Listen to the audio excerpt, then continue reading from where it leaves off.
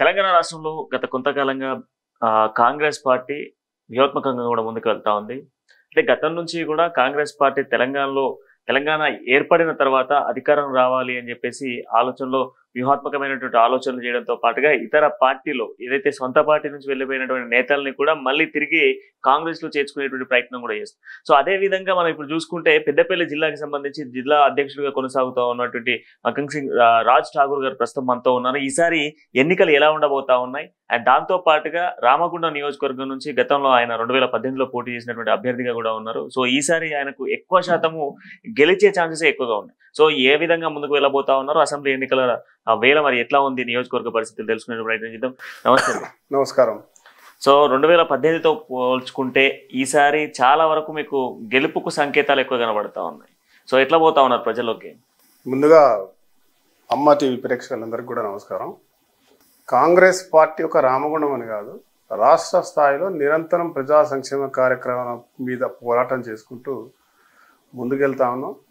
మరి దాంట్లో భాగంగా 18 ఎన్నికల్లో, దానికి ముందు కూడా ఎన్నికల్లో కూడా నేను పోటీ చేయడం జరిగింది. దానికి ముందు కూడా నేను యాస్పిరెంట్గా ఉండడం జరిగింది. 98 నుంచి కూడా ఇక్కడ ఒక విద్యార్థి నాయకుడిగా, మున్సిపల్ చైర్మన్గా, తర్వాత రకరకాల సార్లు అన్ని రకాలుగా పనిచేయడంతో పాటు గట్టిగా పని చేసుకుంటూ రావడం. తర్వాత నాకు ఎప్పుడు కూడా అవకాశాలు రాలేదు. అతిపెద్ద నాయకులు వెంబడిన కూడా రాకపోవడం, ఈ ప్రాంత ప్రజలందరూ కూడా చూస్తూ ఉన్నారు. రాజ్ ఠాకూర్కి అవకాశాలు రాలేదు, వస్తే అయినా కూడా వెంబడున్నటువంటి క్యాడర్ మీద నమ్ముకొని వాళ్ళ గురించి ప్రతిసారి పోటీ చేయడం, ప్రజా సంక్షేమ పోరాటం చేసుకుంటూ ముందుకు పోతూ ఉన్నాం. నిరంతరం పోరాటం చేస్తూ ఉన్నాం. అనేక ప్రాంతాల అవకాశాలు వచ్చినా కూడా ఈ ప్రాంతాన్ని వదలకుండా ఇక్కడ సమస్యలపై పోరాటం కూడా చేసుకుంటూ పోతున్నాం అనే ఒక అంశం ఈరోజు ప్రజలు గమనిస్తూ ఉన్నారు. తర్వాత 18 తర్వాత ఓడిపోయిన 3వ రోజు నుంచే ప్రభుత్వం పూర్తి స్థాయిలో ఏర్పడ్డ తర్వాత అనేక సమస్యలు తీసుకొని ప్రజల మధ్యలో ఉంటూ వాళ్ళను వదలకుండా ఇక్కడనే ఉండి నిరంతరం ఈ ప్రాంత సమస్యలను ప్రభుత్వానికి తెలిసే విధంగా పోరాటం చేయడంలో బాగా ముందుకు పోతాను. పూర్తి విశ్వాసం ఉంది. మా ప్రాంతం ప్రత్యేకమైనటువంటి ఒక వ్యక్తిత్వం ప్రాంతం, ఎందుకంటే కార్మిక క్షేత్రం ఇది. ఇక్కడ మనోభావాలు ఎట్లుంటాయంటే బాగా విపరీతమైనటువంటి ప్రేమాభిమానాలు, నమ్మకం, దాంతోపాటు ద్వేషించినా కూడా అదే మాదిరిగా ఉంటుంది. ఇక్కడ కార్మికుడికి కావాల్సినటువంటి ఇండస్ట్రీస్ చేసే వాళ్ళకు రొటీన్గా అయ్యేదానికంటే ఎక్కువ ప్రజల్లో నిరంతరం ఎప్పుడు ఉంటున్నారు, వాళ్ళకు అవసరం వచ్చినప్పుడు ఎంబటే రియాక్ట్ అయ్యేటువంటి వ్యక్తిత్వాన్ని నోటీస్ చేస్తారు. కరప్షన్కు వ్యతిరేకంగా ఎప్పుడు కూడా ఉంటాడు. ఇక్కడ విప్లవాత్మకమైన భావాలు కలిగినటువంటి ప్రాంతం, ఎందుకంటే గతంలో బాగా ఒక లెఫ్ట్ ఇన్ఫ్లుయెన్స్ ఉన్నటువంటి ఏరియా కాబట్టి ఇక్కడ చాలామందికి అవేర్నెస్ ఎక్కువ ఉంటుంది. పొలిటికల్ మీద, వ్యక్తుల మీద ఉంటుంది.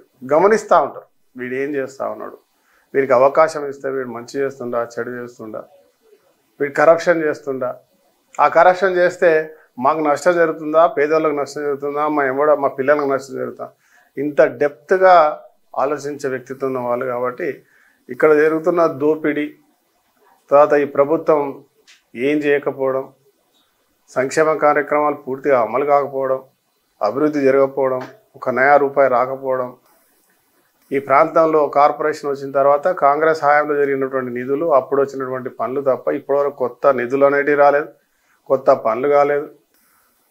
మాకు చుట్టూరు నీళ్ళు ఉన్నా ఇక్కడ సాగునీళ్ళు రాదు, తాగునీరు రాదు, ఏది రాదు. కాబట్టి ఇవన్నీ కూడా రాలేదనే ఒక ప్రభుత్వం మీద ఇది ఉంది. దాని మీద పోరాటం చేస్తున్నాం. మాకు అవకాశం ఇస్తారనే నమ్మకం కూడా ఉంది. సో ఇప్పుడు అవకాశం కోసం చూస్తే ఈసారి మాత్రం 2023లో జరగబోతున్న ఎన్నికలకు మాత్రం కొంత పాజిటివ్నెస్ ఎక్కువగా కాంగ్రెస్ కనబడతా ఉంది. దాంతో పాటుగా అధికార బీఆర్ఎస్ పార్టీకి సంబంధించి ఎమ్మెల్యేను ఎవరైతే ఇప్పుడు ప్రస్తుతం ఉన్నటువంటి కోరకంటి చందర్కి సంబంధించినటువంటి ఎమ్మెల్యే పైన కొంత విమర్శలు ఎదుర్కొంటా ఉంది. సో ఈ విమర్శలతో పాటుగా ఆ పార్టీలోనే 5 అసంతృప్తులు కూడా ఎదురు చూస్తూ ఉంది. సో వీటన్నిటిని బేస్ చేసుకుంటే కంప్లీట్గా మీరు గెలిచేటువంటి అవకాశాలు ఎక్కువగా కనిపిస్తున్నాయి కదా.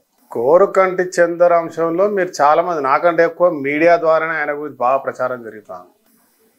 ఆయన మీద విమర్శలు, డైరెక్ట్గా ఆత్మహత్య చేసుకున్నారు ఆయన పేరు చెప్పి. ఈ భారతదేశంలో ఏ శాసనసభ్యులు లేడు కావచ్చు నాకు తెలిసి. ఒక శాసనసభ్యుడు పేరు చెప్పి ఆత్మహత్య చేసుకున్నాడు. ఎక్కడో యూపీలో అక్కడిక్కడ చేసినాం. ఎవరు ఆ కుటుంబాల్లో రేపులు చేసిన వాళ్ళు, లేకుంటే బీహార్ ఆ ప్రాంతాల్లో దోపిడీ చేసిన వాళ్ళు ఎవరు ఉంటే వాళ్ళని చూసినాం, విన్నాం. అంటే ఇప్పుడు ఎమ్మెల్యే పేరు చెప్పి ఆత్మహత్య చేసుకునేటువంటి దుస్థితి ఇక్కడ ఉన్నది అని చెప్పేసి అంటా ఉన్నారు. శాసనసభ్యుడి ఒక చరిత్రాత్మకంగా చెప్పుకున్నటువంటి హిస్టరీ క్రియేట్ చేసింది ఆయన. ఆయన పేరు చెప్పి ఆత్మహత్యలు చేసుకునే పరిస్థితికి వచ్చింది. ఒకరైతే ఒక బావిలో దునికి ఆయన పేరు పెద్ద చిట్టి రాసి చనిపోయాడు, ఆత్మహత్య చేసుకున్నాడు. ఒక నవ యువకుడు, చదువుకున్నవాడు, ఉద్యోగాల మీద నా పేరు మీద పైసలు తీసుకున్న, దీని బాధ్యత శాసనసభ్యుడిదే అని చెప్పి. ఇంకొక 5గురు ఏమో మందు తాగారు, ఆత్మహత్య ప్రయత్నం చేశారు.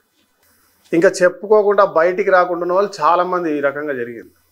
ఆర్ఎఫ్సిఎల్ కుంభకోణం అనేది దాదాపు 360 మందికి అవకాశం ఉంటే దాదాపు 1200 మంది దగ్గర డబ్బులు తీసుకున్నారని చెప్పి మేం చెప్పడం కాదు, ఇంకొక రాజకీయ నాయకుడు చెప్పడం కాదు, స్వయంగా బాధితులందరూ కలిసి ర్యాలీలు తీసి హడావుడి చేసి హంగామా చేస్తే రాష్ట్రంలో ఉన్నటువంటి మీడియా అంతా కూడా దాని మీద పెద్ద ప్రచారం చేసింది. దానికి ఆయన ఒక పెద్ద సీనియర్ నాయకుడు వచ్చి మాట్లాడితే ఈయన చౌరస్తాలో నిలబడి తొడలు కట్టి దమ్ముంటారా ప్రెస్ మీడియాకి అని చెప్పడం, దాని తర్వాత అది నిజమని ప్రజలకు తెలవడం, ఎవరైతే బాధితులు ఉన్నారో వాళ్ళందరూ కూడా బయటికి రోడ్డుపైకి వచ్చి మాకు న్యాయం జరగాలంటూ ధర్నాలు చేయడం, ఆయన ఇల్లును ఘేరావు చేసే కార్యక్రమాలు చేయడం చేస్తే ఆయనను ఒక కమిటీ వేసి ఇక్కడ దాన్ని సర్దుమనిగే ప్రయత్నం చేసింది. కానీ అప్పటికి ఆలస్యం అయిపోయింది. ఒకరు చనిపోవడం, ఒక 5-6 ఆత్మహత్యలు చేసుకుంటే ఇప్పటికి కూడా అది ఆరని మంటలు తిరిగా బర్నింగ్ అయితేనే ఉన్నది. దానికి తోడు తన సహచార బృందంతో, తన బినామీలే అనుకోవచ్చు, తన మిత్రులే, తన అననుయులో తనకు సంబంధించిన వాళ్ళు బూడిద దండ. ఈ ప్రాంతంలో నేను ఇక్కడ పుట్టి పెరిగినాను. బూడిద అని ఉచితంగా ఇచ్చేవాళ్ళు గతంలో. అలాంటి బూడిద కొన్ని వేల ట్యాంకర్లు ఎవ్రీ డే బూడిద రవాణా చేసే కార్యక్రమం. ఇసుక, ఒక ప్రైవేట్ ఐలాండ్ ఇసుక తయారు చేసుకొని ఒక చిన్న దాని పేరు మీద తీసుకొని అక్కడికి అసలు అక్కడికి జరగడం జరిగేది. అది ఆడ 5000 క్యూబిక్ మీటర్ల ఇసుక అవసరం ఉంటే ఒక 50-60 వేలు 70,000 లక్ష క్యూబిక్ మీటర్ల ఇసుకను తీసి ఒక దొంగ వ్యాపారం, ట్రాక్టర్లు నడిపించడం, ఇవి చేశారు. భూముల అమ్మకాలు, కొలువుల అమ్మకాలు, ఎక్కడ చరిత్ర లేదు. ఇప్పుడు ఎక్కడ చూసినా అంటే శాండ్ మాఫియా విన్నారు మీరు. శాండ్ మాఫియా ఎట్లా ఉంది ఇక్కడ. బూడిద మాఫియా ఎక్కడ భారతదేశంలో ఎక్కడైనా విన్నారా? బూడిదని కూడా అమ్ముకుంటారని. ఆ బూడిద మాఫియా కూడా ఇక్కడ జరుగుతుంది. కొలువులు అమ్ముకోవడం, బూడిద అమ్ముకోవడం, ఇసుకలు అమ్ముకోవడం, భూములు అమ్ముకోవడం తప్ప ఇక్కడ అభివృద్ధి అనేది పూర్తిగా శూన్యం అయిపోయింది. ఇక్కడ తెలంగాణ ఉద్యమం కొరకు 6 నిమిషాలు పోరాటం చేసేరు. చాలా మంది ప్రాణత్యాగాలు ఇక్కడ చనిపోయినరు. ఇక్కడ ఉద్యోగాలు మానేసారు. పిల్ల పాప, కార్మికుడు, కూలివాడు, తిండి లేనివాడు కూడా బయటకు వచ్చి ఉద్యమం చేసేది. ఇది ప్రత్యేకమైన ప్రాంతం, ఇది ఉద్యమాల గడ్డ. ఇది ఇక్కడ అందరిది ఎందుకు ఇంత పోరాటం చేసి ఏం ఊహించారు వాళ్ళు? మాకు ప్రత్యేకమైన స్థానం ఉంటుంది, మా కుటుంబాలు బంగారు కుటుంబాలు అవుతాయి, మా జీవితాలు వెలుగైతాయి, మా చదువుకున్న పిల్లలకు కొలువులు వస్తాయి. ఇక్కడ ఎంతమంది చదువుకున్న వాళ్ళు అంటే మీకు స్పెసిఫిక్గా తెలవాలి. మీరు కూడా పక్క వరంగల్ జిల్లా అంటున్నారు మీరు. ఈ ప్రాంతంలో చదువుకున్న వాళ్ళు ఎవరైతే కార్మికుడు ఉన్నాడో, సాధారణంగా సింగరేణి ఎన్టీపీసీ వాళ్ళకైతే స్కూల్స్ ఉంటే బాగా చదువుకుంటారు. చిన్న కూలి చేసేటోడు కూడా అష్ట కష్టాలు పడి, పేదోడు కూడా వాడు పుస్తకాలు అమ్ముకోవడం, ఇంకేదో అమ్ముకోవడం, ఉన్నది అమ్ముకోవడం చేసే పిల్లలను చదివించారు. తర్వాత రాజశేఖర రెడ్డి గారు ఫీజు రియంబర్స్మెంట్ తోటి రాష్ట్ర వ్యాప్తంగా చదివినట్టుగా ప్రత్యేకంగా ఇక్కడ బాగా చదివారు. ఏ ఇంటికల్లా వెళ్ళండి, ఒక 2 గ్రాడ్యుయేట్ అయితే గ్యారంటీ. వాడు ఎంబీఏ అంటాడు, వాడు ఇంజనీరింగ్ అంటాడు, వాడు ఎంఫార్మసీ అంటాడు, ఇంకేదో అంటాడు. మినిమం గ్రాడ్యుయేట్ లేకుండా నా ప్రాంతం లేదు. నేను 100% చెప్తాను. ఎందుకంటే గడప తిరిగినోని ఊరికి పరిచయం ఉందని. నేను ఏ ఇంటికి వెళ్ళినా కూడా ఎవరైనా కూడా ఒక సంక్షేమ పథకం కావాలనో, మాకు ఇది ఉచితం కావాలని అడగరు. ఏదొద్దు బిడ్డ, ఏదొద్దు సోదరా, నా కొడుకు చదువుకున్నాడు, దానికి ఏదైనా నౌకరీ ఇప్పి అంటారు. మా దగ్గర గ్రాడ్యుయేట్లు చేసిన వాళ్ళు, డిగ్రీలు చేసిన వాళ్ళు, పోస్ట్ గ్రాడ్యుయేట్ చేసిన వాళ్ళు, అమ్మాయిలు కానీ అబ్బాయిలు కానీ కూలికి పోతున్నారు. ట్రాక్టర్లు నడుపుతున్నారు, ఆటోలు నడుపుతున్నారు, సెక్యూరిటీ గార్డ్గా చేస్తున్నారు. ఇక్కడ ఈ అడ్డగుట్టలో నేను ఒక ఇంటికి తీసుకుపోతా, కావాలని ఆమె ఇంటర్వ్యూ చేయండి. ఎంబీఏ మార్కెటింగ్ చేసి ఆమె కూలి పని చేయడానికి పోతుంది వాళ్ళ నాన్నతోటి. ఏంటి, గోడలు కట్టేటువంటి కూలి పనికి వర్క్కి పోతుంది. అట్లాంటి వాళ్ళు కోకోలో ఇక్కడ ఇటువంటి పరిస్థితి ఈరోజు రామగుండం ప్రాంతంలో ఉన్నది. రాష్ట్ర వ్యాప్తంగా ఉద్యోగాలు లేకుండా ఇబ్బందులు ఉన్న వాళ్ళు ఒకరు ఉంటే ఇక్కడ చదువుకున్నటువంటి నిరుద్యోగులు ఈరోజు తెలంగాణ సాధిస్తే మాకు ఉద్యోగాలు వస్తాయి అనేటువంటి ఒక గట్టి నమ్మకం, ఆ నమ్మకం బట్టి ఆశగా మిగిలిపోయింది. తర్వాత శాసనసభ చంద్రబాబుని గెలిపిస్తే మా పరిస్థితులే మారిపోతాయి. ఉద్యమకారుడు అని చెప్పుకుంటాడు అది అని చెప్పి 1000 రూపాయలు వాడు పాకెట్ మనీ ఉన్నోడు చంద్రబాబు తెలుగునోడు కూడా చంద్ర పనిచేసిన వాళ్ళ భార్య చనిపోయిన తర్వాత భావోద్వేగమైనటువంటి ఆ సందర్భాల్లో ఆ వ్యక్తి గెలవడం జరిగింది. ఆయనకి వచ్చినటువంటి ఆయన మీద ఉన్నటువంటి ఆశలు ఏదైతే ఉన్నాయో అవన్నీ కూడా వమ్మైపోయినాయి ఆ దోపిడీ చూస్తూ అంటే. ఆ రకమైనటువంటి వ్యవస్థను వాళ్ళు ఈరోజు వ్యతిరేకిస్తారు. ఈ ప్రాంతంలో తెలంగాణ వస్తే ఎంత గొప్పగా మారుతాయి మా జీవితాలు అనుకున్నారో, తెలంగాణ వచ్చిన తర్వాత మా జీవితాలు ఉన్నదానికంటే పూర్తిగా నష్టమవుతుంది అన్నటువంటి ఒక భావన ఈ ప్రాంతంలో చాలా బలంగా ఉన్నదనే విషయాన్ని చెప్తా ఉన్నాను. దానికి తోడు మహిళలు, తర్వాత కార్మికులు. ఇవాళ టీపీజీ కేసు ఇక్కడ పెద్ద ట్రేడ్ యూనియన్ బెల్ట్. సింగరేణిలో ట్రేడ్ యూనియన్కి సంబంధించినటువంటి డామినేట్ నడుస్తూ ఉంటుంది. ప్రభుత్వం ఉంది, వాళ్ళది డిపెండెంట్ ఉద్యోగాలు అయినాయి. ఒక్క కార్మికునన్నా పోయి అడగండి డిపెండెంట్ వచ్చినని. ఒక నయా పైసా పెట్టకుండా నువ్వు ఉద్యోగంలో చేరినవా, నువ్వు ఎవరికి కడుతున్నావు అనే దాని సమస్య కాదు, ఏ నాయకుని కడుతున్నావు అనే సమస్య కాదు. ప్రతి ఒక్క సింగరేణి కార్మికుడు ఏదైనా చిన్న పనికైనా కూడా ఒక చిట్టి చింపాల్సిందే, ఒక లెక్క రాయాల్సిందే. ఆ లెక్క రాస్తేనే వాళ్ళకి పనులు వస్తాయి, లేకుంటే ఏ పనికి ఏం బాగా. ఎలాంటి ఒడిదొడుకులు లేకుండా, ఎలాంటి డబ్బు ఖర్చు కాకుండా చాలా ఒక పారదర్శకంగా ఎవరికైనా ఒక ఉద్యోగం వచ్చిందనేది చూపించాడు. మేము వాళ్ళ దాంట్లో ఒక పెద్ద లీడరో ఇంకెవడో అయితే తప్ప సాధారణమైనటువంటి ఒక కార్మికునికి జరిగిందా అనే విషయం ఎవరైనా చెప్పేది ఉంటే దాంట్లో కోట్ల రూపాయల అటువంటి కుంభకోణం అది. దాని మీద సిబిఐ ఎంక్వైరీ చేయమని చాలాసార్లు నేను చెప్తా ఉంటా. నిజమా కాదో తెలుస్తుంది, ఎంత దోపిడీ జరుగుతుందో తెలుస్తుందని చెప్పి. అట్లా సింగరేణి కార్మికుడి అలా గుండెల్లో మంట ఉంది, ఎప్పుడు అవకాశం వస్తుందా అని చూస్తూ ఉన్నారు. అదే మాదిరి ఇక్కడ చూడండి, ఈ ప్రాంతానికి స్పెసిఫిక్గా చెప్తున్నాం, మా రామగుండం ప్రాంతంలో ఎక్కడ చూసినా నీళ్ళు ఉంటాయి, దునికి సావడానికి తప్ప దేనికి పనికి రావట్లేదు. సాగునీరు రాదు. మా ఎల్లంపల్లి ప్రాజెక్టు యావత్ తెలంగాణకు సస్యశ్యామలం చేసేటువంటి ఒక గుండెకాయ ఎల్లంపల్లి. ఆ గుండెకాయ నుంచి అన్ని ప్రాంతాలకు నీళ్లు పోతాయి పంపొజులకి వెళ్ళి, కానీ మా ప్రాంతంలో ఉన్నటువంటి పల్లెలకు ఒక గుంటకు కూడా సాగునీరు రాదు. రాజశేఖర రెడ్డి గారు అది కట్టినప్పుడు ఈ ప్రాంతంలో సాగునీరు తాగునీరు పూర్తి స్థాయిలో ఇక్కడ ఏర్పాటు చేస్తామని చెప్పినటువంటి కమిట్మెంట్ ఉన్నటువంటిది. ఆ రోజున్న శాసనసభ్యుడు చేతకంతనం, ఇప్పుడు శాసనసభ్యుడు చేతకంతనం రాలే. దాని మీద రైతులతో కలిసి మేము పోరాటం చేసినాం. ఇప్పుడు ఒక లిఫ్ట్ ఒక వన్ సైడ్ వస్తుంది, ఇంకో సైడ్ రావట్లే, పూర్తి స్థాయిలో రావాలి. ఇవన్నీ కూడా రైతులు గమనిస్తున్నారు కదా. సింగరేణి కార్మికులకి ఇక్కడ ఎస్టీపీలు లేవు. ఇళ్లలో పోయి అడగండి ఎవరన్నా కార్మికులు, మురికి నీళ్లు, డర్ట్ వాటర్, పొల్యూటెడ్ వాటర్ తాగి అందరు కూడా హాస్పిటల్లో బారిన పడ్డారు. ప్రతి ఒక్క సింగరేణి కార్మికుడు పోరాటం చేసిండు, మాకు మంచినీళ్ళు కావాలి తాగడానికి. వాళ్ళకి మిషన్ భగీరథ నీళ్ళు రావు, మురికి నీళ్ళు పోతాయి, దాంట్లో పోయి స్నానం చేయడానికి పనికి రావు, తాగడానికి పనికి రావు, ఒక్క సావడానికే పనికి వస్తుంది. ఇది ఈ రామగుండం పరిస్థితి ఈరోజు. దీంతో పాటు ప్రపంచంలోనే ప్రఖ్యాతిగాంచినటువంటి పేరున్నది రామగుండం కానీ ఒక చరిత్ర చెప్తుంటాయి మా చిన్నప్పుడు. ఆంధ్రప్రదేశ్ సమైక్యాంధ్రలో తెలంగాణలో industrial belt, Manchester of India. మా ఊరికి మాంచెస్టర్ ఆఫ్ ఇండియా అని పేరుండే. మాంచెస్టర్ ఆఫ్ ఇండస్ట్రియల్ బెల్ట్, ఇది ఒక ఇండస్ట్రియల్ బెల్ట్. ఆ Manchester of India industrial belt పోయి ఖతం అయిపోయింది. మా ఎక్కడ మా ఇండస్ట్రీస్ ఉన్నాయి? మాంచెస్టర్ ఎక్కడ? మాంచెస్టర్ ఇప్పుడు ఒకప్పుడు ఎఫ్సిఐ సిటీ, రామగుండం సిటీ అని ఉంటుండే. రామగుండం బొందలగడ్డగా మారింది. ఎఫ్సిఐ బొందలగడ్డగా మారితే కాంగ్రెస్ ప్రభుత్వం మళ్ళీ దాన్ని తిరిగి ఓపెన్ చేసింది. ఈయన దోపిడీ చేసింది. గోదావరి కానీ ఇలా బొందలగడ్డగా మారింది, ఓపెన్ కాస్ట్ అయ్యి. కేసీఆర్ ముఖ్యమంత్రిగా ముందు స్వయంగా నేను ఈడ కుర్చేసుకొని కూర్చుంటా, ఈడ కనుక ఓపెన్ కాస్ట్ అయితే బొందలగడ్డ అవుతుంది. 50-60 సంవత్సరాలుగా అండర్ గ్రౌండ్ ఉన్న ఈ ప్రాంతంలో విషవాయువులు బయటకు వస్తాయి, బ్లాస్టింగ్లకు ఊరు గంగలు కలుస్తుంది, నడి ఊర్లకు బాయ్ వస్తుందని చెప్పినటువంటి కేసీఆర్ ముఖ్యమంత్రి కాగానే ఈ శాసనసభ్యుడు మెడలు కోసుకుంటా ఇది రానియకుండా చూస్తా అన్నవాడు నిలబడి ప్రజల అభిప్రాయ సేకరణ బూటప్ అభిప్రాయ సేకరణ చేపించి స్వయంగా నిలబడి చేసి ఈరోజు గోదావరి కానీ బొందలగడ్డ చేశాను. మీరు అడగండి, ఏ ఇంటికన్నా వెళ్ళండి, ప్రతి 10 ఇళ్ళకు ఒక పెరాలసిస్ పేషెంట్ ఉన్నాడు, ప్రతి ఇంట్లో ఒక లంగ్స్ పేషెంట్ ఉన్నాడు, ఒక కిడ్నీ పేషెంట్ ఉన్నాడు. సడన్గా రాత్రి ఒక గుండెపోటు చచ్చిపోతూ ఉంటారు. ఇక్కడ ఎందుకు చేస్తున్నారు, ఎందుకు పెరాలసిస్ వస్తుంది, ఎందుకు బ్రెయిన్ హ్యామరేజ్ అవుతుంది, ఎవరికి అర్థం కాని పరిస్థితుల్లో ఇవాళ గోదావరి కానీ మారింది. మెడికల్ ఎమర్జెన్సీ పెట్టాల్సినటువంటి పరిస్థితి ఇవాళ రామగుండంకి వచ్చింది.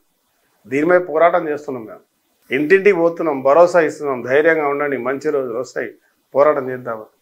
ఇలాంటి పరిస్థితికి కారణం ఈరోజు ప్రభుత్వం, ఈరోజు ఉన్నటువంటి పాలకులు.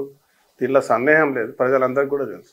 ఇప్పుడు రాష్ట్ర ప్రభుత్వం ఇస్తున్న పథకాల్లో ప్రతి పథకంలో కూడా ఎమ్మెల్యే హస్తం ఉంది, ప్రతి దాంట్లో కూడా అవినీతి ఉంది అనేది క్లియర్ కట్ చెప్తా ఉన్నారు. ప్రజలే చెప్తున్నారు. అది ఎవరెవరి దగ్గరికి అయితే వెళ్తారు. ఇవాళ దళిత బంధుని ఏ దళితునికి వచ్చారు?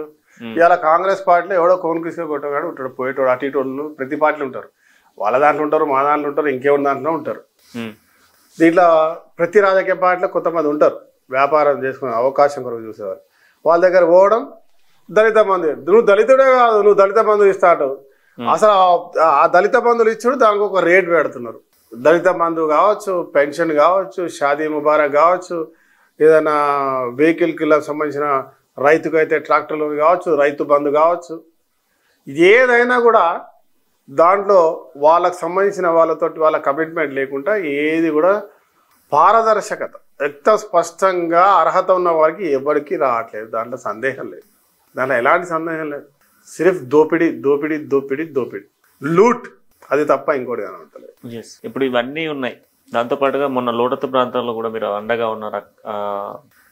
ఒక ప్రాంతానికి సంబంధించి కూడా మీరు అక్కడికి వెళ్ళి అక్కడ ప్రజలను ఆదుకోవడంతో పాటుగా లోటత్తు ప్రాంతాల్లో ఉన్నటువంటి ప్రజలకు సో మీ వంతుగా సపోర్ట్ ఇచ్చింది. సో ఇప్పుడు కాంగ్రెస్ పార్టీని అక్కడ ఉన్నటువంటి ప్రజలు ఆశీర్వదించబోతా ఉన్నారు, రాబోతున్నారు. డెఫినెట్గా 100% ఆశీర్వదిస్తారు, దానికి సందేహం లేదు. ఇదే సార్, ఇది కాదు సార్, లాస్ట్ ఇయర్ మాది ఎంత దారుణమైనటువంటి ప్రాంతం అంటే ఓదికి ఎల్లంపల్లి ప్రాజెక్ట్, ఓ రివర్స్ పంపింగ్. ఇక్కడ మీరు ఇప్పుడు పోయేటప్పుడు చూడండి, నేచర్కి వ్యతిరేకంగా వచ్చే నీళ్ళు ఇక్కడ ఆగి ఉంటాయి.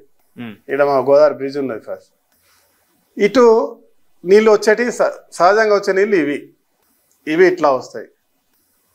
ప్రకృతికి విరుద్ధంగా వస్తాయి, ఏ రోజు కూడా ఏది ఆగదు, చరిత్ర చెప్తుంది. ఈ అపార భగీరథుడు కాదు, దానికి ఇంకేదైనా పని పేరు పెట్టాలి. ఈ నీళ్ళు ఇటు వచ్చినప్పుడు ఓవర్ఫ్లో అవుతాయి. ఈ గేట్లు తెలిస్తే ఎస్ఆర్ఎస్పి పెరిగినా, కడం పెరిగినా, ఓవర్ఫ్లో గోదావరి అయితే ఈ గేట్లు వచ్చింది అనుకోరి, ఈ నీళ్ళు ఇట్లా వస్తున్నాయి, ఈ నీళ్ళు ఇట్లా వస్తాయి. అటు దిక్కేమైంది, ఓపెన్ కాస్ట్ ఆ మట్టి వేసి కొంచెం గడ్డ కట్టుకొని కొంచెం సేఫ్ అయింది. అది మంచిర్యాల దిక్కు కరకట్ట కట్టాలి, రిటైనింగ్ వాల్ అంటారు, కరకట్ట మాకు కట్టలే ఇక్కడ. అది కట్టకపోవడం వల్ల ఈ ప్రాంతానికి ఎగువ ప్రాంతం ఇది. గోదావరి ఉన్నా కూడా, కొత్తగా వచ్చినా కూడా ఇవి మునిగి గోదావరి కానీ మునుగుతుందని చెప్పి దేశంలో ఎవడు అనుకోడు, ఏ అనాలిసిస్ కూడా చెప్పలేడు, ఏ శాస్త్రవేత్త కూడా చెప్పలే. అలాంటి గోదావరి కానీ తక్కువ మునిగింది మన పోయిన సంవత్సరం. ఆ రోజు కూడా నేనే ఉన్నా, ఆ రోజు శాస్త్రసభ్యుడు లేడు. అందరు తిరిగిన తర్వాత తెల్లారు వచ్చి ఫోటోలు, అధికారం ఉంది కానీ ఫోటోలు దిగడం తప్ప. మొన్న కరెక్ట్గా ఇవాళ 4 రోజుల ముందు రామగుండంలో ఇదే వర్షాలకు ప్రభావంతో రామగుండంలో వరదలు వచ్చినాయి. ఎక్కడి నుంచి వచ్చిందని చెప్తే నీళ్లకు సహజంగా నిండేటువంటి చెరువు, ఒక బూడిద చెరువు. ఆ బూడిద దొంగలు, బూడిద కాంట్రాక్టర్లు తవ్వకాల వల్ల, మట్టి తవ్వకాలు బూడిద తిరగడం వల్ల ఆ తూము గండిపడి సడన్గా నీళ్ళు వచ్చేసినాయి. 5 ఫీట్ల నీళ్ళు వచ్చినాయి. అది మాస్ ఏరియా 22, 23 బ్రిడ్జ్. మీరు వస్తూ ఉంటే కనబడతాయి ఎన్టీపీసీ నుంచి. పక్కకు అన్ని గుడిసెలు, స్లమ్స్ ఉంటాయి, లేబర్ దినసరి కూలీలు ఉండేటువంటి ప్రాంతం. ఆ దాంట్లో ఒక్కసారిగా అది గల్లీ ఒక వాగులాగా మారిపోయింది. ముందు రోజు కొన్ని నీళ్ళు వచ్చినాయి, మేము పోయినాం, చెప్పినాం, వచ్చినాం. శాసనసభ్యుడు ఇట్లా వచ్చిండి, ఫోటో దిగి వెళ్ళిపోయింది, కేటీఆర్ బర్త్డే ఉందని. ఇక్కడ వాళ్ళకి సంబంధించిన వాళ్ళు ఉన్నారు. మళ్ళీ నీళ్ళు వచ్చినాయి, నడుము తిరిగాక స్వయంగా నేను అక్కడికి వెళ్ళినా. మేము అక్కడ నా టీం 2 రోజుల నుంచి పనిచేసుకుంటూ, భోజనాలు వేసుకుంటూ, అక్కడ హెచ్చరిస్తూ బయటికి వెళ్ళిపోండి, ఏమైనా కావచ్చు అని చెప్పుకుంటూ ఉన్నా కూడా ఎవరు వెళ్ళలే. జనరల్గా మామూలు ప్రజలు ఎట్లుంటారంటే, పోలీస్ అధికారో కలెక్టర్ ఎంఆర్ఓ వస్తేనే ఇదేదో ప్రమాదం అనుకుంటారు. ఇప్పుడు నువ్వు నేను ఎన్నిసార్లు చెప్పిన వాళ్ళకి అంత సీరియస్ తీసుకోరు. మీరు ఉన్నారు కదా, కాపాడుతారు కదా, మేము ఉంటాం, మా ఇల్లు దాటాం అంటున్నాడు. వాడు ఉన్న చిన్నదైనా సరే. అలాంటి ప్రయాణం నేను పోయి రిక్వెస్ట్ చేసిన, రండి రండి అంటే కొంత 50-60 మంది రావడం జరిగింది, తీసుకుపోయినాం. ప్రతిమది పెరుగుతా పోతుంది. నేను ఉన్నంతసేపులోనే నా కాలు నుంచి నా నడుము దాకా నీళ్ళు వచ్చేసినాయి. నాకే భయమే స్వయంగా. అక్కడ చిన్న చిన్న పిల్లలు ఉన్నారు ప్రతి ఇంట్లో. ఒక్కసారిగా వచ్చేది ఉంటే ఆ డ్రైనేజీలో నేను ఆపినా ఆగలేం, ఎవరు ఆపలేరు. అప్పుడు కలెక్టర్ గారికి మాట్లాడంగానే వెంబటే కలెక్టర్ గారు మా వాళ్ళు అందరూ వస్తున్నారు చెప్తే అప్పుడు పోలీస్ వ్యవస్థ అంతా వాళ్ళు రాగానే అక్కడ నిలబడి జాగ్రత్త పడి అందరిని తీసుకురావడం జరిగింది. అక్కడ శాసనసభ్యుడు లేడు, ఆడ వ్యవస్థ లేదు. నేను అది ఒక వారికి సంబంధించిన కాంట్రాక్టర్ చేసిన తప్పిదం వల్ల జరిగింది, జెన్కో వాళ్ళు చేసిన తప్పిదం వల్ల జరిగింది. 4 డివిజన్ల ప్రజలు అష్ట కష్టాల పడ్డారు, ఇళ్ళన్నీ మునిగిపోయినాయి, కొట్టుకపోయినాయి. వాళ్ళందరికీ కూడా 1,00,000 రూపాయలు నష్టపరిహారం కలిగేయాలని చెప్పినాం. ఇవాళ ప్రత్యేకమైన క్యాంపులు పెట్టి రక్త పరీక్షలు చేయాలి. ఇవాళ వాళ్ళకి రకరకాల మలేరియా అలాంటివి, తర్వాత టైఫాయిడ్ లాంటి రోగాలు కూడా వస్తాయి. ఇవన్నీ కూడా చేయాలని ప్రభుత్వాన్ని మేము రిక్వెస్ట్ చేసాం. ఎక్కడి వరకు వస్తుందో తెలియదు. ఈ రకంగా మేము ప్రజల మధ్య నిరంతరం వండుకుంటూ పోరాటం చేసుకుంటూ పోతా ఉన్నాం. మేము వైపు ఒకరు పోరాటం చేసుకుంటూ పోతా అంటే నిందలు మాట్లాడు, మీకు తెలుసు ఇంకా కేసీఆర్ గారు ఎట్లా మాట్లాడతారో, కేటీఆర్ ఎట్లా మాట్లాడతారో దానికంటే ఎక్కువ ఇక్కడ ఉన్నాడు మాట్లాడతారు.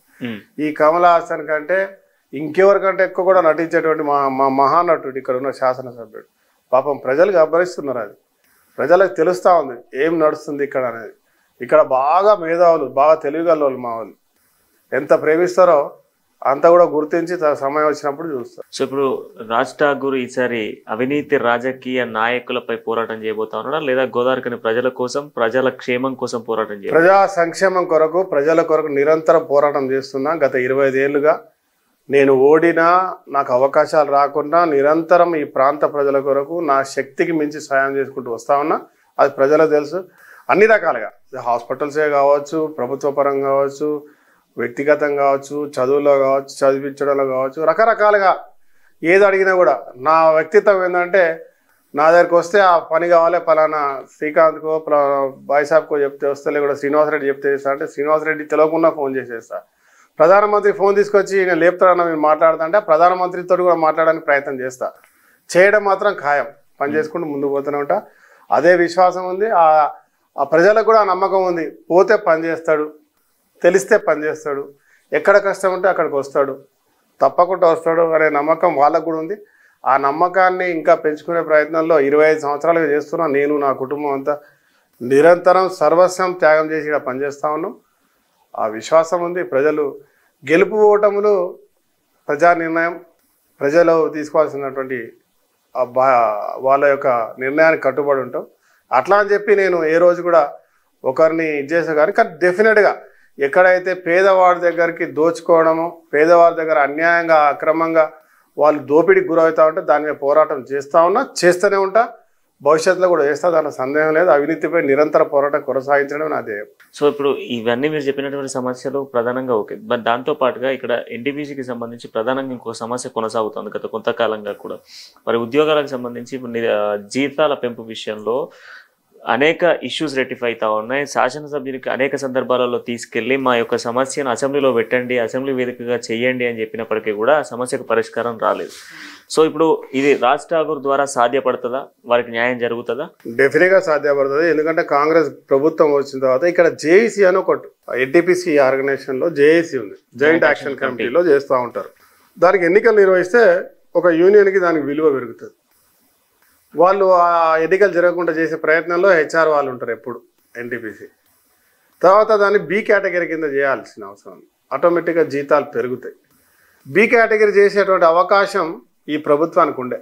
మన కేటీఆర్ వచ్చినప్పుడు మేము దీన్ని బి కేటగిరీ చేయండి, రుడాగా మార్చండి అని చెప్పినాం. ఇప్పుడు సిద్దిపేట నాకు తెలిసినప్పుడు సిద్దిపేట గ్రామ పంచాయత్ పందులు తిరుగుతుండే ఆ ఊళ్ళో, అది ఇప్పుడు రుడా అయింది, సుడాగా మారింది అతి ఫాస్ట్గా. కరీంనగర్ మా గోదావరి కంటే చిన్నది, ఒకప్పుడు స్మార్ట్ సిటీ అయిపోయింది, కూడా అయింది కరీంనగర్. రామగుండం అర్బన్ మేము కార్పొరేషన్ చేసిన తర్వాత దీన్ని పెద్దగా చేసి దీన్ని రుడా చేయాల్సిన అవసరం ఉండేది. ఇలా రుడా చేసేది ఉంటే ఎన్టీపీసీ ఆటోమేటిక్గా బి కేటగిరీ కిందకి వస్తుంది, జీతాలు పెరుగుతాయి. తర్వాత వారికి ఉన్నటువంటి సమస్యలు దాంట్లో ఉన్నటువంటి కాంట్రాక్ట్ టు కాంట్రాక్చువల్, తర్వాత వారు కోరుకున్నటువంటి అన్ని సమస్యల మీద ఏకదాటిపై పోరాటం చేస్తే ఆ రోజు పూర్వం ఏదైనా వాళ్ళకు ఉద్యోగం జీతాలు పెరిగినాయంటే అది కాంగ్రెస్ నాయకులు చేపట్టే పెరిగింది. 2000 పైన పెంచినటువంటి చరిత్ర, తర్వాత డిపెండెంట్ ఉద్యోగాల చరిత్ర, వాళ్ళకి ఇన్సూరెన్స్ ఇచ్చేటువంటి చరిత్ర, యాక్సిడెంట్ ఏమైనా చేసినా కూడా వాళ్ళ లాభాలు జరిగిందంటే అది మేము చేయబట్టే వచ్చింది, దాంట్లో సందేహం లేదు. ఆ రోజు ఉన్నటువంటి మా నాయకులు వెంకటస్వామి గారు, బాబర్ సలీం పాషా గారు, మా సోకాల్ కాంగ్రెస్ పార్టీ లీడర్లు, మేము, శ్రీధర్ బాబు గారు, జీవన్ రెడ్డి గారు, అందరం అది అప్పట్లో బడికల్ రాలింగ్ అని ఆయన కూడా ఎంప్లాయ్ ఎన్టీపీసీ. ప్రతి ఒక్కరు, ఒకరని కాదు, వేణు గారితో సహా ప్రతి ఒక్కరు కూడా పోరాటం చేసి ఆ రోజు వాళ్ళకి న్యాయం జరిగింది. ఇంకా జరగాల్సిన అవసరం ఉండే, దానికి అప్గ్రేడ్ చేయాల్సిన అవసరం ఉండే. ఇది జరుగుతున్నటువంటి తరుణంలో ఆ రోజు ప్రభుత్వం పోయింది, వీళ్ళ ప్రభుత్వం వచ్చింది 10 సంవత్సరాల నుంచి. ఇది అప్గ్రేడ్ కాలే. ఈ ఊరు ఎదగాల్సినటువంటి ఊరు రోజు రోజుకు కుచించిపోతా ఉంది. రామగుండం జెన్కో పవర్ ప్లాంట్ని తీసేసి ఆడ జీరో చేయడానికి ప్రయత్నం చేస్తున్నారు. అది కూడా తీస్తే 10,000 మంది లోపలికి వస్తారు, ఖతం అయిపోతుంది. ఇవాళ ఓపెన్ కాస్ట్ చేసి గోదావరిఖని ఖతం అయిపోతుంది. ఇంకో 8 ఏళ్లలో గోదావరిఖని అయిపోతుంది. వార్జీవన్లో బొగ్గు ఉండదు, ఇంకా క్లోజ్. ఈడ వ్యాపారస్తులు తగ్గిపోతారు ఆటోమేటిక్గా. ఇప్పటికే బళ్ళు గిళ్ళు అన్నీ కూడా ప్రైవేట్ పనులు అన్నీ బంద్ అయిపోయినాయి. మంచిర్యాలకో భూపాలపల్లికో లేకుంటే మంత్రి వైపు పోతున్నారు. మా ఊరు రోజు రోజుకు తగ్గుతూ ఉంది. ఇక్కడ కొత్తగా మాకు ఒకటి వచ్చినాయి. ఈడ కూడా పెద్ద కరకట్ట కడితే ఇప్పుడు ఈ ఓపెన్ కాస్ట్లలో గోడలు చుట్టూ చూసిన గుట్టలు వచ్చినాయి, అర్ధిక గుట్టలు వచ్చినాయి. ఆడ పాపికొండలు మునిగిపోతున్నాయి. ఇక్కడ కూడా పాపికొండలు దాకా మేము కూడా బోట్లు వేసుకోవాలి. ఛాయ్ దుకాణాలు, బజ్జీల దుకాణాలు, బార్ షాపులు అవన్నీ పెట్టి టూరిజం ప్లేస్ తిరిగి పనికొచ్చేటువంటి వ్యవస్థ భవిష్యత్తు కనబడుతుంది. ఇక్కడ ఇది మా చరిత్ర కనబడుతుంది. ఇవాళ సింగరేణి సంబంధించిన పవర్ ప్లాంట్ జైపూర్లో వేసినారు. అలాంటిది అక్కడ ఇంకో 1000 మెగావాట్లు కట్టాము, సూపర్ క్రిటికల్ కడదాం అనుకుంటున్నాను. ఆ సూపర్ క్రిటికల్ రామగుండంలో ఎందుకు కట్టకూడదు నేను అడుగుతా ఉన్నా. రామగుండంలో ఈ ప్రాంతంలో అన్ని నష్టపోయినాయి, ఇక్కడ కట్టండి. రామగుండం బీ స్టేషన్ 62 మెగావాట్ తెలంగాణకు వెలుగులు ఇచ్చినటువంటి మాత్రం రామగుండం. ఆంధ్రప్రదేశ్లో నిజాం పరిపాలన జరిగింది. దాని తర్వాత కాంగ్రెస్ హయాంలో 62 మెగావాట్లు వచ్చింది. సబ్ క్రిటికల్ ప్రాజెక్ట్, చాలా ఇంపార్టెంట్ సబ్జెక్ట్ బై సార్. దాన్ని మూసేస్తా ఉన్నారు. ఇదే టీఆర్ఎస్ నాయకులు ఈ నుంచి ర్యాలీ తీసిరు, తెలంగాణకు వెలుగునిచ్చిన రామగుండాన్ని చీకటి చేస్తున్నారని. మేము కొట్లాడినాం, దాన్ని మీరు మోసిస్తూ ఉంటే మేము వచ్చి కొట్లాడితే ఇప్పటివరకు నడుస్తుంది. రేపో మాపో సబ్ క్రిటికల్ బంద్ చేయాలనుకుంటున్నారు. సబ్ క్రిటికల్ ప్రాజెక్ట్ మీరు బంద్ చేస్తే సూపర్ క్రిటికల్ ప్రాజెక్ట్ పెట్టండి. కిరణ్ కుమార్ రెడ్డి హయాంలో అది పెడదామనుకున్నారు, ఇప్పుడు మీరు పెట్టండి. అక్కడ 1000 కాదు 2000 మెగావాట్లు పెట్టండి. ఇవాళ 15,000 కోట్లతో ప్రైవేటు సంస్థల దగ్గర మీరు కరెంట్ కొంటా ఉన్నారు. ఇక్కడ 2 రూపాయలకే మీకు 1 వాట్ కరెంట్ వస్తుంది. ఇక్కడ ప్రభుత్వ రంగ సంస్థలు మీ జెన్కో ద్వారా రామగుండంలో ఎందుకు పెట్టరు? రామగుండంలో పెట్టకుండా యాదాద్రిలో పెడుతున్నారు. యాదాద్రిలో భూములు కాస్ట్లీ, నీళ్లు లేవు, బొగ్గు లేదు. నువ్వు భూపాలపల్లిలో కొత్తగూడెం రామగుండం తీసుకుపోవాలి. మా దగ్గర అయితే బెల్ట్లకి వెళ్ళి తీసుకుపోవచ్చు. మాకు కావాల్సినంత 1200 ఎకరాల భూమి ఉన్నది. దాంట్లో ఆల్రెడీ పవర్ ప్లాంట్ ఉంది, దాంట్లో పెట్టండి. నీళ్లు ఉన్నాయి, అన్ని ఉన్న ప్రాంతాల్లో పెట్టకుండా ఎక్కడ ఏం చేయాలి తీసుకుపోయి ఈ ఊరిని చీకటి చేయాలంటే దుర్మార్గం ఆలోచన ఈ ప్రభుత్వాన్ని. మాకు నష్టం చేస్తున్నారు. ఈ ఊరిని బొందలగడ్డ చేస్తుంది ప్రభుత్వం, ఈ పాలకులు. సో కంప్లీట్ గా మీరు ఇప్పుడు నియోజకవర్గ ప్రజలకు లేదా పెద్దపల్లి మొత్తం జిల్లాకి సంబంధించి ఎన్ని సీట్లు గెలవబోతా ఉన్నారు? జిల్లాలో కాదు, పార్లమెంట్ లో 7 గెలుస్తాం కంప్లీట్ గా, సందేహం లేదు. సో ఇప్పుడు ఓవరాల్ గా నియోజకవర్గానికి ఏం చెప్పదలుచుకున్నారు మీరు? కాంగ్రెస్ పార్టీ నిరంతరం ప్రజల పక్షాన పోరాటం చేస్తూ మా కాన్స్టిట్యున్సీ ప్రజలందరూ కూడా చూస్తూ ఉన్నారు, జిల్లా ప్రజలందరూ కూడా చూస్తూ ఉన్నారు, రాష్ట్ర వ్యాప్తంగా చేస్తున్న పోరాటాలను చూస్తూ ఉన్నారు. ఈ దొరల పాలన, గడిల పాలన, ఈ అవినీతి పాలన పోయి నిజంగా బంగారు తెలంగాణ కావాలంటే మళ్ళీ కాంగ్రెస్ పార్టీ రావాలని ప్రజలు ఏకంగా కోరుకుంటా ఉన్నారు. ఖచ్చితంగా ఈ 4 నెలల సమయంలో కేసీఆర్ కొత్త వేషాలతో, డబ్బుతో, ధనంతో, బంగారంతో ఓట్లు కొనడానికి వస్తూ ఉన్నాడు. దయచేసి జాగ్రత్తగా ఉండాలి. చదువుకున్నటువంటి యువకులందరూ కూడా మరొక్కసారి తెలంగాణ ఉద్యమం గురించి ఏ రకంగా అయితే పోరాటం చేసినారో ఈరోజు ఈ గడిల పాలనను తరిమి కొట్టడానికి, ఈ అవినీతి పాలకులను, వాళ్ళందరినీ కూడా తుదం ముట్టించడానికి మరొక్కసారి బయటికి వచ్చి పోరాటం చేయాల్సిన అవసరం లేదు. మాట్లాడి ఇంట్లో ఉండే పోరాటం చేసేటువంటి అవకాశం ఉంది. కాబట్టి ఆ పోరాటం ఆ ఓటు ద్వారా చేయాల్సిందిగా మీ అందరు కూడా మీ ద్వారా కోరుతా ఉన్నా. Right, thank you thank you. So మొత్తంగా నియోజకవర్గ ప్రజలకి కూడా ఎల్లప్పుడూ తోడుగా ఉంటా.